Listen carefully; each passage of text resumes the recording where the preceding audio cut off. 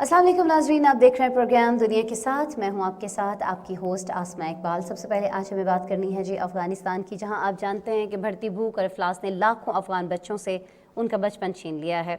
Save the children नाम एक तंजीम है, उसकी रिपोर्ट एक सामने आई है। ये रिपोर्ट ही बता रही है कि इस वक्त भी अफ़गानिस्तान में तकरीबन 10 लाख से ज़ायद बच्चे गुर्बत और ख़ुराक की कमी की वजह से मजदूरी करने पर मजबूर हैं। नाज़रीन, बच्चों की इस तंजीम की जानिब से ये भी कहा गया है कि अफ़गानिस्तान में 1400 घरानों का सर्वे किया गया। सर्वे रिपोर्ट में ये बात सामने आई है कि गुज़श्ता अगस्त में अमेरिका के अफ़गानिस्तान से अफरा तफरी में जाने और इक़्तिदार के तालिबान को मुंतली के बाद से ये सूरत हाल देखने में आ रही है कि 80% अफ़गानों के आमदनी के ज़राए जो हैं वो बहुत कम होकर रह गए हैं, जबकि 34% ख़ानदानों के आमदन का कोई ज़रिया ही नहीं है। जस्ट इमेजिन, लाइक 34% फैमिलीज़ ऐसी हैं जिनके पास कोई ज़रिया माश ही नहीं है, कमाई का, इनकम का कोई ज़रिया ही नहीं है।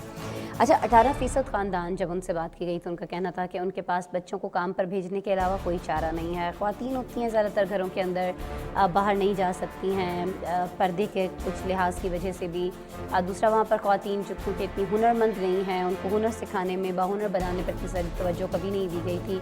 हालांकि अमेरिका जब वहाँ पर मौजूद था तब बहुत सारी बातें की गई, और अमेरिका जब आया था वहाँ पर तब भी यही कहा गया कि जी हम अफ़गानिस्तान को मुस्तहकम बनाने के लिए आए हैं, दहशतगर्दी से पाक बनाने के लिए आए हैं। कितना इन चीज़ों पर अमल दरामद हुआ वो भी सबके सामने, और अब इसकी नताइज क्या आ रहे हैं उस पर आज हम बात कर रहे हैं।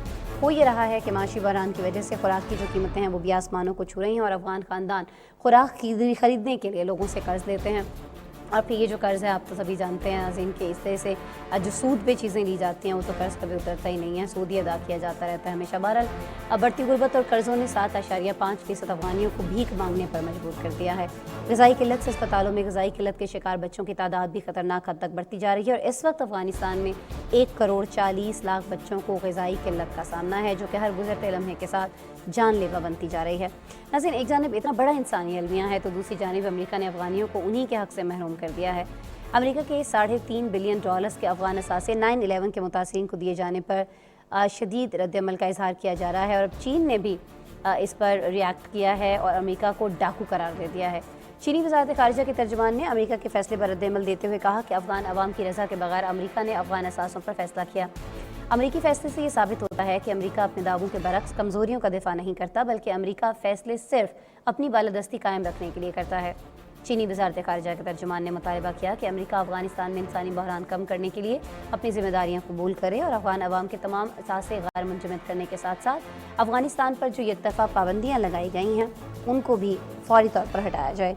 मोहम्मद ज़मीर असदी साहब मौजूद हैं जी, माहिर हैं बैनुल-अक़वामी उमूर के, ख़ास तौर पर ये जो US चाइना रिलेशन है इस पर बहुत ज़्यादा निगाह रखते हैं, बड़ा ज़बरदस्त जानदार तज्ज़िया अक्सर हमसे शेयर करते हैं। वेलकम करते हैं। अस्सलाम वालेकुम मोहम्मद ज़मीर असदी साहब। जी वालेकुम अस्सलाम। ज़मीर साहब की आवाज़ नहीं आ रही जी मुझे। खैर, सवाल मैं ज़मीर साहब आपसे कर लेती हूँ। सवाल मेरा यही है कि ये जो रिपोर्ट आई है इस पे तो हम बात करेंगे ही करेंगे, लेकिन ये जो चीन ने रिएक्शन दिया है, ये $3.5 बिलियन जो अफ़गानियों के जो फ्रीज़ पड़ी है उस अमाउंट में से अपने लोगों को देना चाह रहा है अमेरिका। चाइना ने तो कह दिया कि अमेरिका डाकू है। पहले ही ताल्लुकात इस तरह से चल रहे हैं चाइना और अमेरिका के दरमियान, अब इस तरह का बयान आप ही समझते कि मुश्किल हो जाएगी? जी सबसे पहले तो बहुत शुक्रिया, एक अहम मौजू पर एक बार फिर आपने बात करने का मौका दिया। चीन की जानिब से ये जो स्टेटमेंट आई है आज अमेरिका के उस फैसले के हवाले से, उस एग्जीक्यूटिव ऑर्डर के हवाले से जिसमें अफगानिस्तान के जो मुंजमद असासे हैं उनको स्प्लिट किया गया है, उनको तकसीम किया गया है, और अफगान गवर्नमेंट की जो डिमांड थी, जो मौजूदा हुकूमत है कि ये असासे उनके हवाले किए जाएं, उसके हवाले से ये स्टेटमेंट जो है ये बहुत इंपॉर्टेंट है। और ये अक्कासी करती है उस चीज की कि चीन की नजर में अफगानिस्तान जो है इनकी खारजा पॉलिसी में कितनी अहमियत का हामिल है, और चीन जो है अफगान अवाम के जो जायज मफादात हैं उनका तहफ़्फ़ुज़ जो है वो बैनुल अक़वामी सतह पर भी कर रहा है। अब चीन और अमेरिका की जो इस वक्त बाहमी ताल्लुकात की सूरत हाल है वो कुछ खुश आइन नहीं है। दोनों ममालिक का मुख्तलिफ अमूर के हवाले से इलाकाई और बैनुल अक़वामी सतह पर जो है एक दूसरे के आमने सामने मौजूद है, और वर्बल जो क्लैश है दोनों जानिब से, दोनों के वज़राए खारजा की जानिब से, उनके जो अमेरिकन स्टेट डिपार्टमेंट की अगर आप बात कर रही हैं, चीनी वज़ारत खारजा, उनकी जानिब से जो है वो बयानात एक दूसरे के बारे में इस तरह के आते रहते हैं कि जिससे हमें ये मालूम होता है कि दोनों एक दूसरे को काउंटर कर रहे हैं। अब खास तौर पर अफगानिस्तान के हवाले से जो स्टेटमेंट आई है वो इसलिए अहमियत की हामिल है कि चीन का जो अपना जो डिप्लोमेटिक एक इन्फ्लुएंस है जिसकी हम हमेशा से बात करते हैं, वो इंतहाई जबरदस्त है इस खास तौर पर इस खित्ते में। और अफगानिस्तान के हवाले से चीन ने पहले दिन से जब से तालिबान ने इक़्तिदार संभाला है अफगानिस्तान में, चीन ने बहुत ज्यादा जो है अफगानिस्तान की ह्यूमैनिटेरियन असिस्टेंस की है। और चीन की ये कोशिश भी रही है जो इनके फ्रीज एसेट्स हैं खासतौर पर अमेरिका में जो मौजूद हैं उनको किसी ना किसी तरीके से बहाल करवाया जाए, क्योंकि अफगानिस्तान की इस वक्त जो जरूरत है एक यूएन की रिपोर्ट के मुताबिक भी, वो एक एस्टिमेट के मुताबिक 4.5 बिलियन डॉलर्स जो है वो फौरी तौर पर जरूरत है अफगानिस्तान की रिकंस्ट्रक्शन के लिए, और खास तौर पर करने पड़े हैं, लेकिन वो नहीं दिए जा अफगान। रहे हैं। अच्छा, ज़मीरा सिद्दी साहब, ये फरमा दीजिएगा ज़रा कि अगर चाइना के कहने पे, पाकिस्तान के कहने पे, इवन रशिया के कहने पे, ज़ाहिर है एक बैठक हुई 3 ममालिक की, उसमें अमेरिका पर जोर दिया गया कि आप ये जो आपने फ़ंड्स फ्रीज़ किए हुए हैं इनको फ़ाई तौर पर आप रिलीज़ करें, आप इन लोगों को दें, लेकिन उसको सुना नहीं गया उस चीज़ को।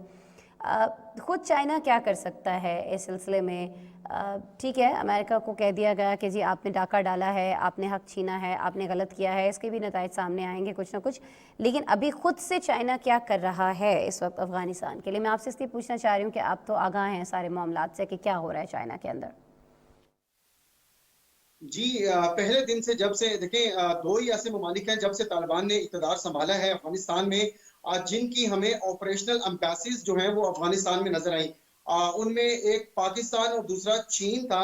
बाकी तमाम ममालिक जो थे उन्होंने अपने जितने भी डिप्लोमेटिक पर्सनल थे वहां पर, और जितने भी ऑफिशियल्स थे जो काम कर रहे थे, इसके अलावा जो इंटरनेशनल एनजीओ थी, वो सब अपने ऑपरेशन शट डाउन करके वहां से चले गए। लेकिन चीन और पाकिस्तान ने इस जिम्मेदारी का एहसास किया कि अफगान अवाम की उमंगों और ख्वाहिशात के मुताबिक इस वक्त जो नई हुकूमत इक़्तिदार में आ रही है, उनको जो है एक हेल्पिंग हैंड जो है वो चाहिए, उनको असिस्टेंस चाहिए।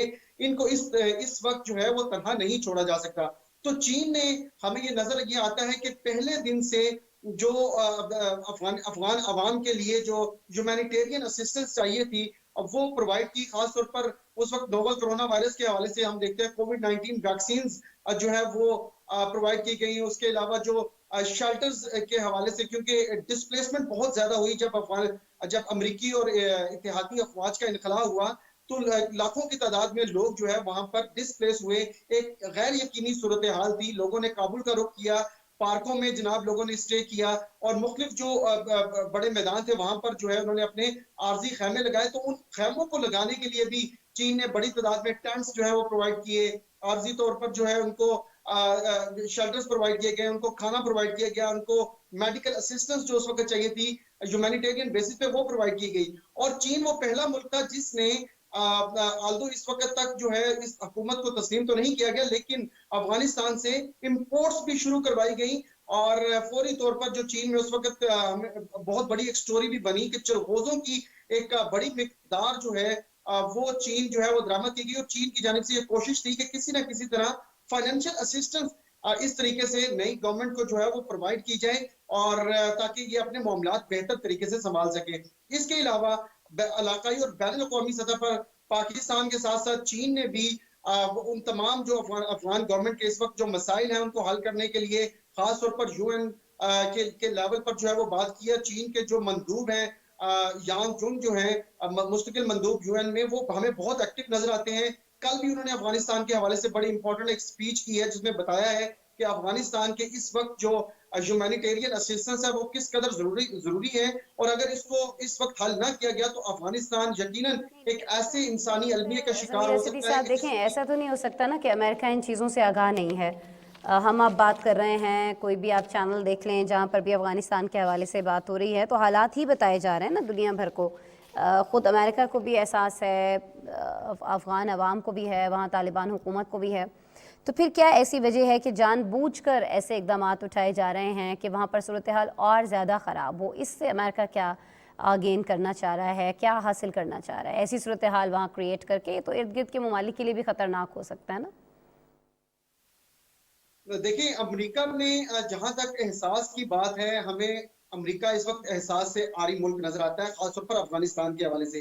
क्योंकि अगर अमेरिका में एहसास मौजूद है तो उन्हें ये बाद यकीनन इसकी जिम्मेदारी लेनी होगी कि गुज़िश्ता 20 सालों में जो अफगानिस्तान की जो सूरत हाल हमारे सामने उभर कर सामने आई, खासतौर पर अमेरिका के विड्रॉल के बाद, उसकी तमाम तर तबाही की जिम्मेदारी, चाहे वो अफगानिस्तान की मईशत हो, चाहे वो अफगानिस्तान का जो इंफ्रास्ट्रक्चर है उसकी तबाही हो, चाहे वो अफगानिस्तान की एक नस्ल जो पिछले 20 सालों में जवान हुई, जिसका 9/11 से किसी किस्म का कोई ताल्लुक नहीं, अफगान अवाम का मजमूई तौर पर इस 9/11 के वाक़या से कोई ताल्लुक नहीं, अलकायदा के लोगों ने ये किया, मुख्तलिफ रिपोर्ट्स हमारे सामने मौजूद हैं। तो अगर अमेरिका में ये एहसास जिम्मेदारी है तो अमेरिका को ये जो फ्रीजिंग एसेट्स वाला मामला है इस पर जिम्मेदारी का मुजाहरा जो है वो करना चाहिए था। हमें नजर ये आता है कि अमेरिका इस वक्त ये जो बाइडेन इंतजामिया की तरफ से काम किए जा रहे हैं, ये एक अपनी डोमेस्टिक जो उनका एक कंजम्पशन है उसके लिए किए जा रहे हैं। खास तौर पर जो बाइडेन जो है कोरोना वायरस के हवाले से उसके बाद की जो सूरत हाल अमेरिका में खासे दबाव का शिकार है। अब आगे मिड टर्म्स की तरफ जो है वो जो बाइडेन जा रहे हैं, तो उनको जो अपनी गिरती हुई अप्रूवल रेटिंग है उसको भी संभालना है, अपने लोगों को भी जवाब देना है।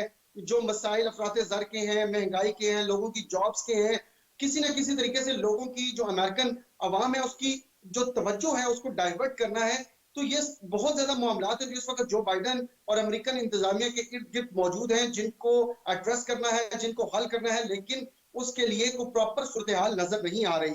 अगर अमेरिकी इंतजामिया ये समझती है कि नजर आ जो रही है नहीं तबाही अफगानिस्तान के अंदर ये चीज़ें होती हुई हम देख रहे हैं। बहरहाल बहुत शुक्रिया मोहम्मद ज़मीर सिद्दी साहब, आप हमारे साथ मौजूद थे। तज्ज़िया नाज़रीन आपने सुना, अफगानिस्तान में सूरत हाल बिगड़ती चली जा रही है।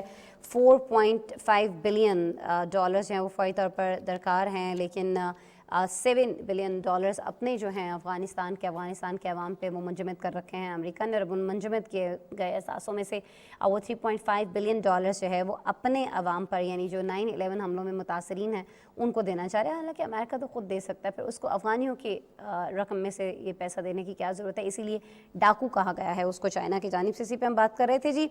अच्छा, एक और मामला जिसमें अमेरिका बहुत ज़्यादा उलझा हुआ दिखाई देता है, बहुत ज़्यादा धमकियाँ देता हुआ दिखाई देता है, वो है जी यूक्रेन का बहरान।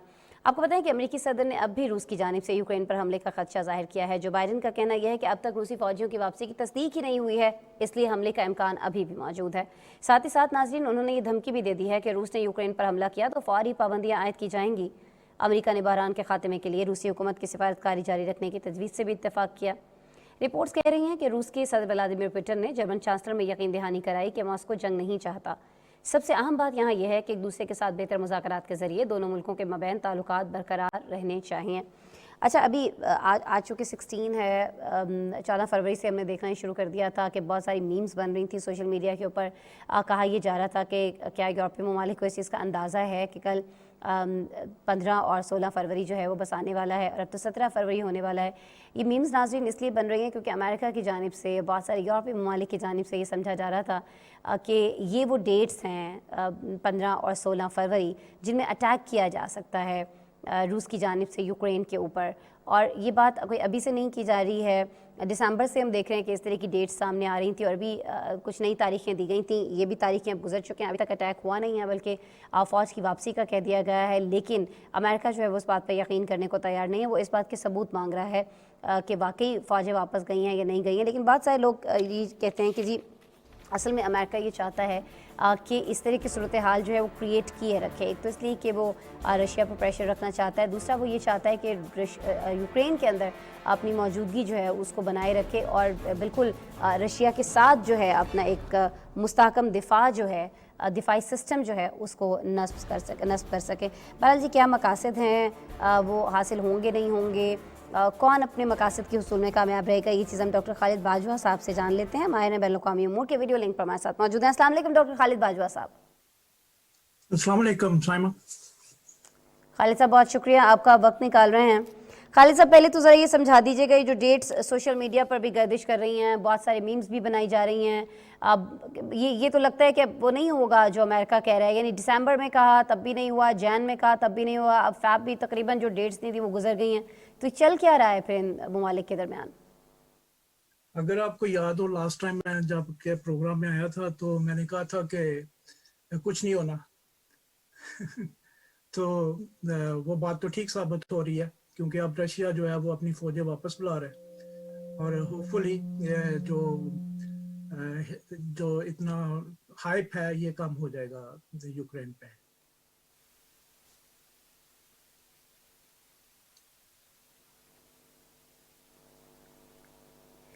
सॉरी डॉक्टर खालिद बाजवा साहब, आपकी आवाज़ नहीं आई है मुझ तक, आपने क्या कहा है मैं सुन नहीं पाई हूँ, शायद नाज़रीन तक पहुँची या नहीं पहुँची। हम कोशिश करते हैं, प्रोड्यूसर साहब से कहते हैं आपसे दोबारा से रब्ता कर लें ताकि हम आपको क्लियर सुन पाएँ। मुझ तक तो एटलीस्ट आवाज़ नहीं आई है, तो मैं अभी आगे आपसे क्या पूछूं। अच्छा बहरहाल जी, यूक्रेन पर हम बात कर रहे हैं, कोशिश करते हैं डॉक्टर खालिद बाजवा साहब से हम दोबारा रब्ता कर सकें। मेरे ख्याल में हम एक ब्रेक ले लेते हैं, ब्रेक के बाद आपसे दोबारा मिलते हैं तो इस अहम मामले पर बात होगी।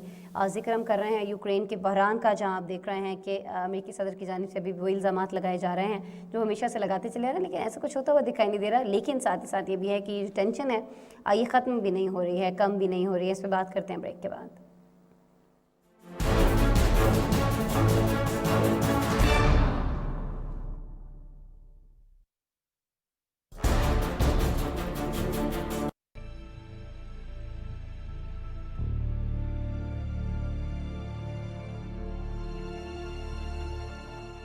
कश्मीर के लोगों के लिए एक तारीखी मौका मिल गया है आजाद होने का। ईंट का जवाब हम पत्थर से देंगे। ये सिर्फ हिंदुत्व को मानते हैं। ये वो आखिरी जो पत्ता खेल गया है, इसके बाद अब इंशाल्लाह कश्मीर आजाद होगा।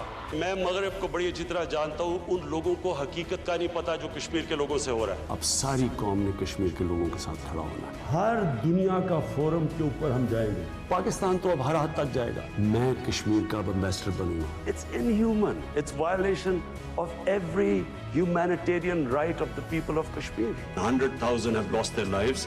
They have lost fear of death. At least lift the siege. I mean, it's a huge humanitarian crisis taking place. People of Kashmir have the right of self-determination. Illegally, they revoked Article 370. United Nations की Security Council के अंदर इजलास में discuss हुआ 3 दफा. They put 8 million people of Kashmir under curfew. Mr. Narendra Modi is a life member of RSS. This RSS believed in the ethnic cleansing of Muslims. 100,000 Kashmiris have died in the past 30 years. This is a test for the United Nations. This is the time to take action. The RSS founding fathers were inspired by the Nazis. The Hindutva ideology is set to marginalize almost 300 million human beings. The government and people of Pakistan are committed to standing by and supporting the Kashmiri brothers and sisters. The international community must investigate these grave violations. Changing demographic structure of occupied territory is a war crime.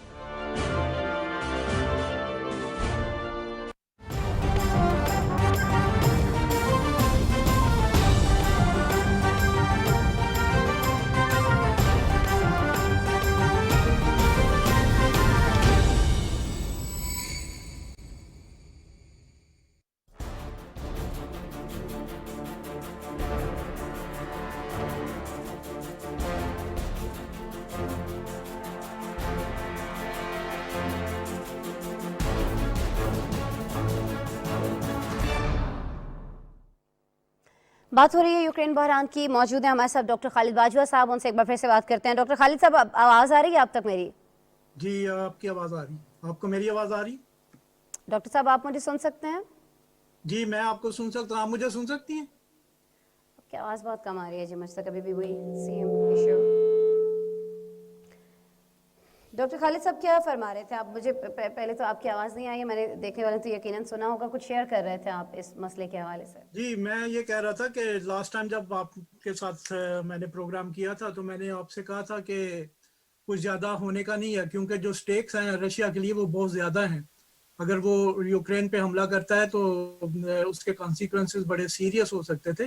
तो इसलिए मेरा नहीं ख्याल था कि Russia जो है कभी भी यूक्रेन पे हमला करेगा, और अगर किया भी तो बस छोटी मोटी स्कर्मिशेस, लेकिन कोई बड़ी। अगर आप खुद फरमा रहे हैं नहीं करना है, तो फिर अमेरिका जो सुपर पावर है उसको ये चीज़ नहीं पता है क्या कि नहीं करना है? और फिर जब नहीं करना है तो फिर ये सूरत हाल क्यों क्रिएट की गई है? क्या मकासद क्या हैं इसके पीछे अमेरिका के? देखिए लास्ट टाइम भी मैंने आपसे ये बात की थी कि जो अमेरिका है वो रीजॉइन कर रहा है डिफरेंट मल्टीलेटरल फोरम्स को दुनिया में, क्योंकि उससे पहले जब ट्रम्प की प्रेसिडेंसी थी तो अमेरिकन्स जो हैं वो ऑलमोस्ट डिसोशिएट कर लिया था उन्होंने वर्ल्ड अफेयर्स के साथ। आपको याद हो वो जो अपना एनवायरनमेंट जो पेरिस अकॉर्ड है उससे भी निकल गए थे।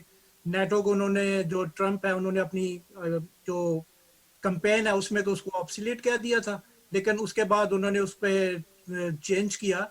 लेकिन they kept pressure on NATO countries कि they should help themselves in defending them basically. So अब जब बाइडेन साहब आए हैं तो इन्होंने दोबारा अमेरिका को री एंगेज किया है वर्ल्ड अफेयर्स के साथ। And NATO is a very important institution for America as well as for Europeans. तो अमेरिकन अब ये इस्टेब्लिश करना चाह रहे हैं कि जो है वो they mean business with their allies, और वो उनको अकेला नहीं छोड़ेंगे। सो ये तो एक बात होगी। लेकिन अगर आपको ये भी याद हो तो जो प्रेसिडेंट ट्रम्प की पहली इम्पीचमेंट थी वो इस बात पे हुई थी कि उन पे ये इल्ज़ाम लगाया गया था कि उन्होंने यूक्रेन के जो मौजूदा प्रेसिडेंट है उनको ये कहा था कि वो जो है अपना अमेरिकन इलेक्शंस में इंटरवीन करे और प्रेसिडेंट ट्रम्प को हेल्प करे इलेक्शन जीतने पे। तो इस बात पे जो पहली इम्पीचमेंट थी वो प्रेसिडेंट ट्रम्प की हुई थी। तो प्रेसिडेंट बाइडेन ऑफ कोर्स इसमें उनको ये भी फायदा है कि वो अमेरिकन जो नेशन है एट होम उसको भी वो ये बावर करा रहे हैं कि देखें, हम जब से मैं आया हूँ तो we are back in the business, और यूक्रेन को बजाय इसके कि वो पाकिस्तान वो अमेरिका के मामलात में इंटरवीन करे, we are there to help them. So basically बहुत सारे इंटरेस्ट हैं जो आपस में इंटरमिंगल हो रहे हैं। सो ये काम जो है ये कुछ ना कुछ चलता ही रहेगा, ये मामला हल नहीं होगा, दिस विल कंटिन्यू, लेकिन जो हाइप है वो काफ़ी कम हो जाएगी। अच्छा, लेकिन सर ये जो सारी सिचुएशन है ना, इसके पेट्रोलियम प्राइसेस के ऊपर बहुत सारे हम देख रहे हैं कि असरात आ रहे हैं। ये कब तक चलेगा? अगर ये मामला बहुत लंबा खिंचता है तो आप समझते हैं कि पेट्रोलियम मसनूआत पर ये जो असरात आ रहे हैं ये भी साथ साथ चलते रहेंगे या नहीं? ये मामला अगर चलता भी रहता है तो ये पेट्रोलियम मसनूआत कहीं ना कहीं में उनकी कीमतें कहीं ना कहीं स्टेबल दिखाई देंगी कुछ अरसे में? नहीं, देखिए ये प्रॉब्लम तो लॉन्ग टर्म प्रॉब्लम है, क्योंकि इसमें रशियन सिक्योरिटी इंटरेस्ट की बात है। वो नहीं चाहते कि नेटो और जो अमेरिका है वो उनके करीब आए।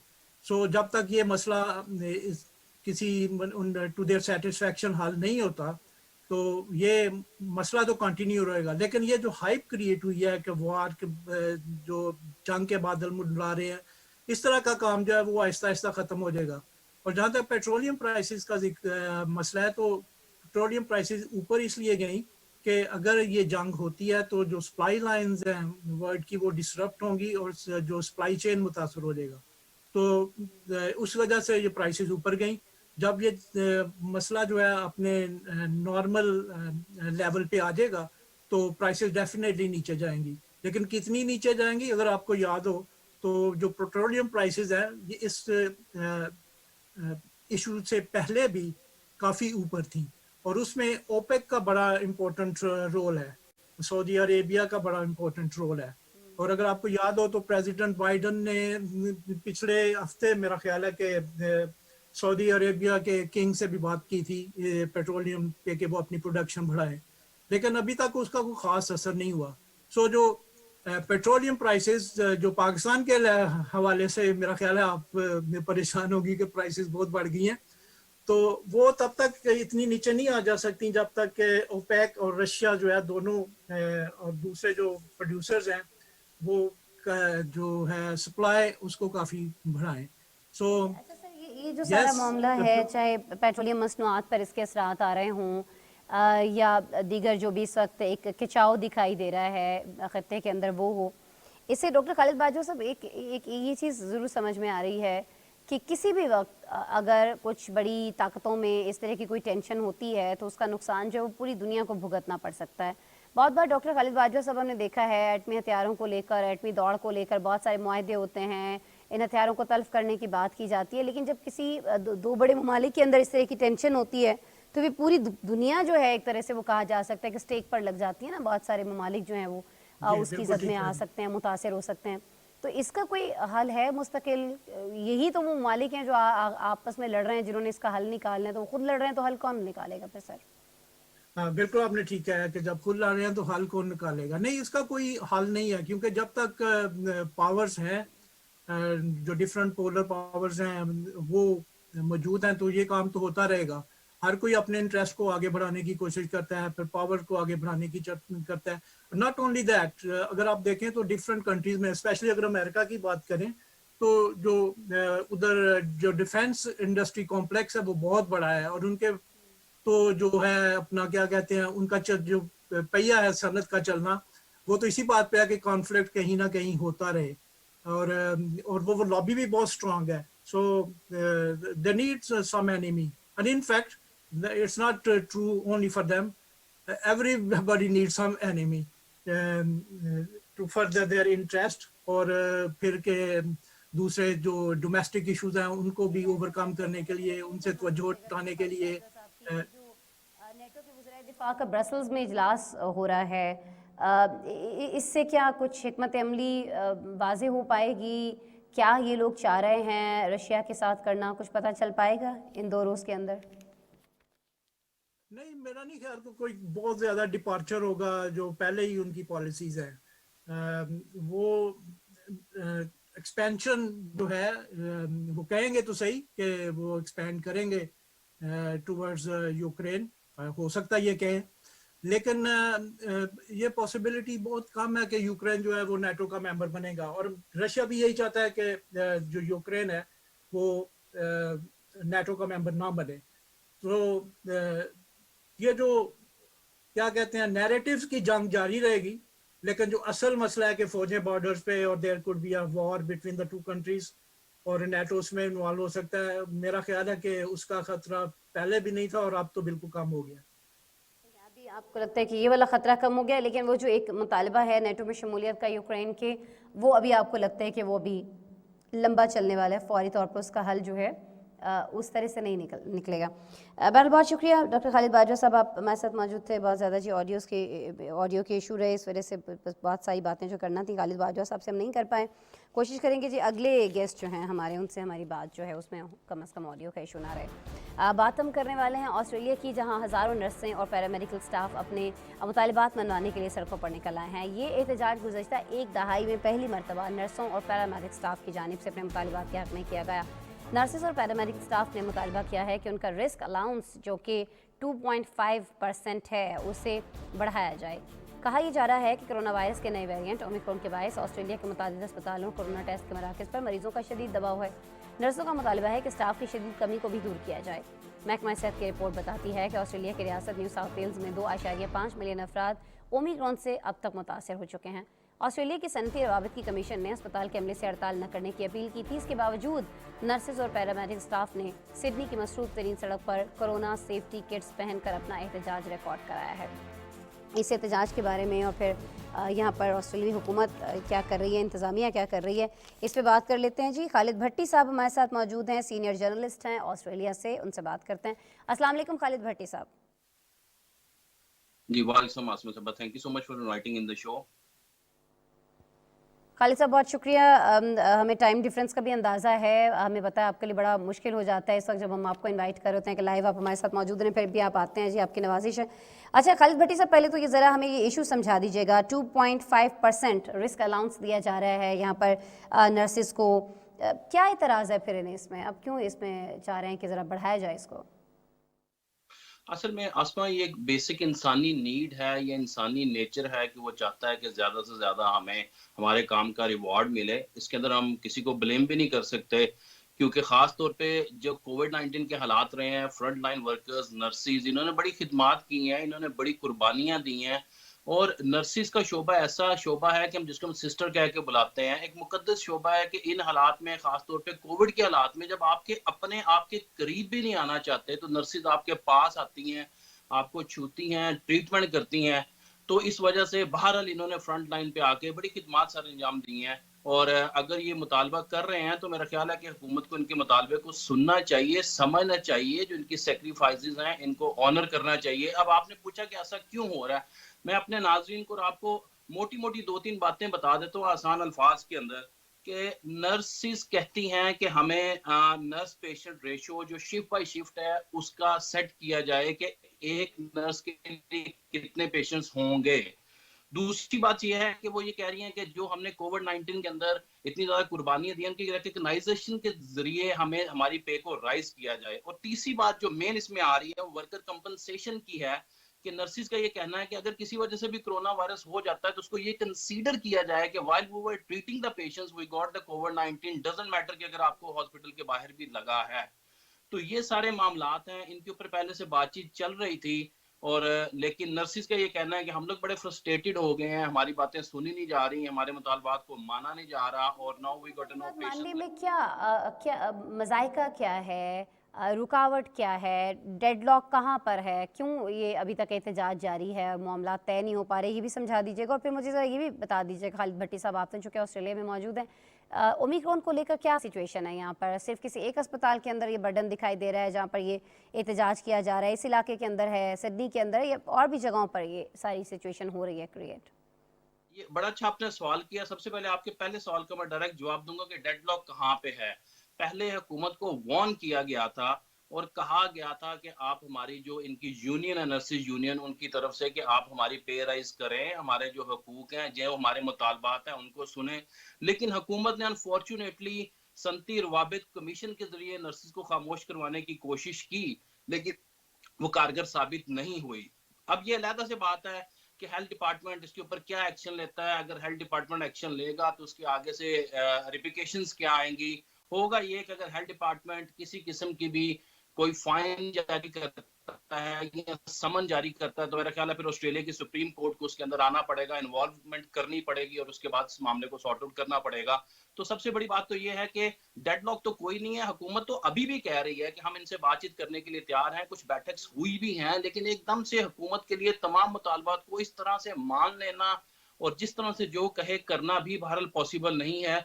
और आसमा एक बात और मैं आपको बताता चलूं जो बड़ी काबिल जिक्र बात है कि चूंकि इलेक्शन भी आ रहे हैं ऑस्ट्रेलिया के अंदर, तो इलेक्शन से पहले इस किस्म की मूवमेंट्स से हुकूमत के ऊपर एक प्रेशर भी डेवलप किया जाता है और this is the best time to cash या अपने मुतालबात को मनाने के लिए मेरा ख्याल है किसी भी मुल्क में इससे ज्यादा बेहतर। टाइम है जी, ये कर लें, हुकूमत प्रेशर में है तो हम जितना भी इजाफा कहेंगे वो तो हो ही जाएगा आराम से। अच्छा, ये जो आप बात कर रही हैं जितना भी, अब ये भी एक बहुत बड़ी प्रॉब्लम है यहाँ पे कि अगर हुकूमत इनके कहने के ऊपर, इनके सड़कों पे आने के ऊपर मुतालबात को इस तरह से ब्लाइंडली मान भी ले तो इट मीन्स के बाकी लोगों को भी इंकरेजमेंट मिलेगी, तो फिर ये मामूल बन जाएगा। फिर कल को किसी और महकमे के लोग आ जाएंगे, तो इस तरह की जो रीत है उसको भी हुकूमत नहीं डालना चाह रही। लेकिन दूसरी तरफ बहरहाल हेल्थ मिनिस्टर की ये जिम्मेदारी है कि वो इन मामलात को देखें, इनको रिकग्नाइज करें, इनको ऑनर करें। और इस वक्त ये सिचुएशन आनी ही नहीं चाहिए थी कि नर्सेज सड़कों पे आ जाती, मरीज हॉस्पिटल्स के अंदर और उनको तनहा छोड़ के। गंभीर सूरत हाल है, लेकिन हुकूमत का कहना है कि हम लोग कंट्रोल कर लेंगे। अब ओमिक्रॉन के वाले साहब का दूसरा वो सवाल कह रहे हैं ना कि देखें। इस गंभीरता के जो जिम्मेदार है वो ऑस्ट्रेलवी हुकूमत है, क्योंकि जी अस्पतालों के अंदर जितना स्टाफ होना चाहिए, नर्सिंग स्टाफ, वो भी मौजूद नहीं है। चले, रिस्क अलाउंस तो एक अपनी जगह है, उनका मुतालबा ये भी है कि और स्टाफ जो है वो भी भर्ती किया जाए। जी, कमी है हमारे पास दीगर जो साथी स्टाफ होना चाहिए उसके। बिल्कुल आपकी बात ठीक है, लेकिन असल में पेंडेमिक एकदम से शॉक ऐसा है कि nobody was prepared for that और पूरी दुनिया के अंदर ये मसाइल आए हैं क्योंकि नंबर ऑफ केसेस बढ़ गए हैं, एकदम से हंगामी सूरत हो गई। तो ये नर्सिस का कोई ऐसा शोबा नहीं है कि आप एक दिन में कोई भर्ती कर लें या आप उगा लें या किसी तरह से इसकी प्रोडक्शन ऐसे नहीं हो सकती। It's not that easy task. इस सूरत में तो यही होता है कि जो फ्रंट लाइन वर्कर्स हैं उनको सेक्रिफिकेशन को बढ़ाना पड़ता है, जो इन्होंने बढ़ाया भी ऐसे, तो एकदम से करना तो मुश्किल हो जाता है, एकदम से तो नहीं हो सकता। दूसरी ओमिक्रॉन के केसेस के हवाले से आपने सवाल किया था, तो आसमा ऑस्ट्रेलिया ने पहले 2 साल काफी अपने बॉर्डर स्ट्रिक्ट रखे हैं, सख्त रखे हैं, और कोरोना वायरस की जितनी भी लहरें आई हैं Australia was one of the safest countries, क्योंकि यहाँ पे आप बाई एयर के अलावा आ नहीं सकते, शिप्स के ऊपर कोई बॉर्डर भी नहीं लगता। जिसने आना है जहाज पे आना है, जब एयरपोर्ट पे उतरना है तो उसके बाद हुकूमत के हवाले है, हुकूमत उठा के हाँ डाल देती थी, क्वारंटीन में डाल देती थी। अब हुकूमत ने बॉर्डर्स खोलने हैं क्योंकि इकोनॉमी को भी लुक आफ्टर करनी है, और बॉर्डर बंद रखने और बॉर्डर खोलने की एक बड़ी वजह अगर मैं आपको बताता चलूं तो हुकूमत का ये कहना था कि जब तक 80-90% लोग डबल वैक्सीनेटेड नहीं हो जाते हम बॉर्डर्स नहीं खोलेंगे। डबल वैक्सीनेशन का मतलब ये है कि आपको कोरोना लगने के चांसेस बहुत कम हो जाते हैं। तो ऑस्ट्रेलिया में ओमिक्रॉन आया है, फैला है, लेकिन अल्हम्दुलिल्लाह in comparison with the other countries of the world Australia में सूरत बहरहाल काफी अच्छी है। ठीक है, आप कह रहे हैं कि सिचुएशन अभी काफ़ी बेहतर है, लेकिन चलें ये एहतजाज जो है ये और फिर दूसरा जो स्टाफ की कमी का कहा जा रहा है उसको लेकर कहीं ना कहीं कुछ प्रॉब्लम्स खड़े हुए हैं। क्यों खड़े हुए हैं ये भी आपने बताया और उनके लिए इंतज़ामिया क्या कर रही है इस पर भी आप तबसरा फरमाए थे। बहुत शुक्रिया आपके वक्त के लिए सर, आप हमारे साथ मौजूद थे। खालिद भट्टी साहब जी जर्नलिस्ट ऑस्ट्रेलिया से हमारे साथ देते, हमें समझाए थे कि क्यों ये एहतजाज किया जा रहा है वहाँ पर मौजूद नर्सेस की जानिब से, इसकी वजह क्या, और अब फिर वहाँ पर इंतज़ामिया क्या कर रही है। अच्छा, मेडिकल के हवाले से हम बात कर रहे थे, खबर थी ऑस्ट्रेलिया से। अभी हमारे पास मेडिकल साइंसेस एक और ख़बर, बहुत बड़ी खबर सामने आई है।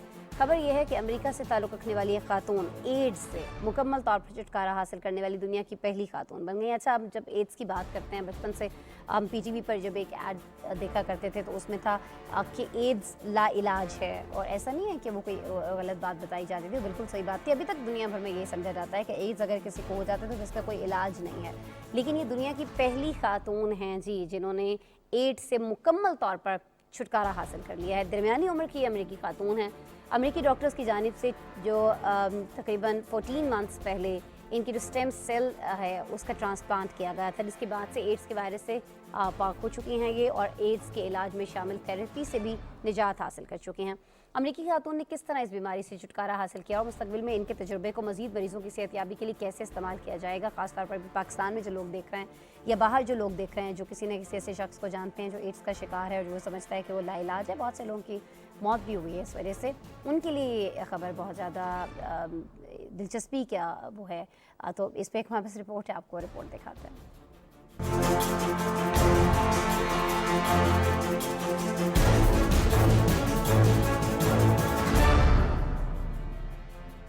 अमरीकी खातून स्टेम सेल ट्रांसप्लांट कराने के बाद एड्स से मुकम्मल तौर पर छुटकारा पाने वाली दुनिया की पहली खातून बन गई हैं। न्यूयॉर्क के कैंसर अस्पताल में जेर इलाज दरमियानी उम्र की खातून को 2013 में एड्स की बीमारी का पता चला, जबकि 2017 में खून के कैंसर में भी मुब्तला हो गई, जिसके बाद वो कॉर्नवॉल मेडिकल सेंटर में जेर इलाज रही और वहाँ कैंसर के इलाज के जरिए एड्स से भी छुटकारा हासिल करने वाले एक वसी मुताले का हिस्सा बनी, जिसमें मजीद 25 ऐसे लोग शामिल थे जो एड्स के साथ कैंसर जैसे मुहलिक मर्ज का भी शिकार थे। इस तजर्बे में किसी ऐसे शख्स का स्टेम सेल हासिल किया जाता है जो कुदरती तौर पर एड्स का सबब बनने वाले वायरस के खिलाफ मुजाहमत रखता हो। इस तरीका इलाज में इंसान का मुदाफ़ती निज़ाम मुकम्मल तौर पर डोनर के सेल के साथ बदल दिया जाता है, यानी कीमोथेरेपी के जरिए कैंसर सेल तबाह किए जाते हैं। इसके बाद उम्मीद की जाती है कि इस थेरेपी के जरिए वो तमाम खुलिये जो कि एड्स को अपने अंदर महफूज रखे हुए हैं वो भी तबाह हो जाए। अमरीकी खातून का केस अपनी नौयत का पहला केस है जिसमें इंसानी जिस्म की नाफ का खून भी शामिल किया गया है,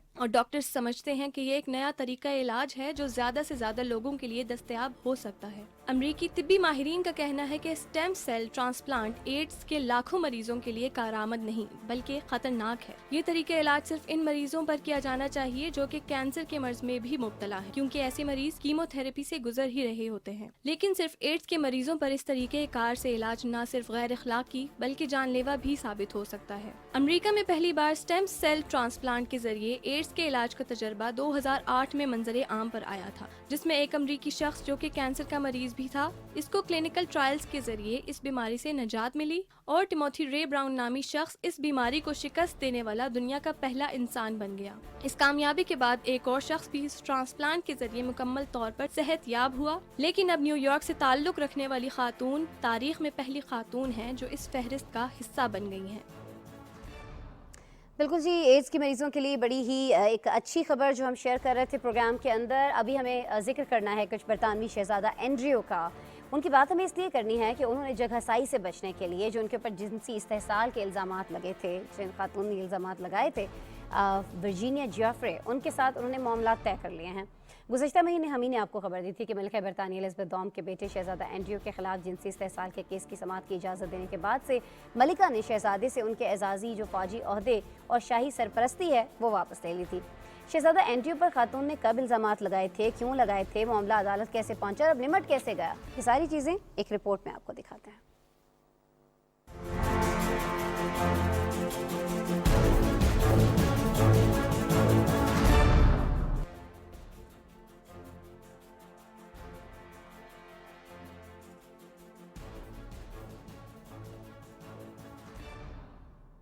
आज के प्रोग्राम का वक्त जो है ख़त्म हो रहा है। कल आपसे दोबारा मुलाकात होगी। अपना बहुत सा ख्याल रखिएगा। अल्लाह निगहबान।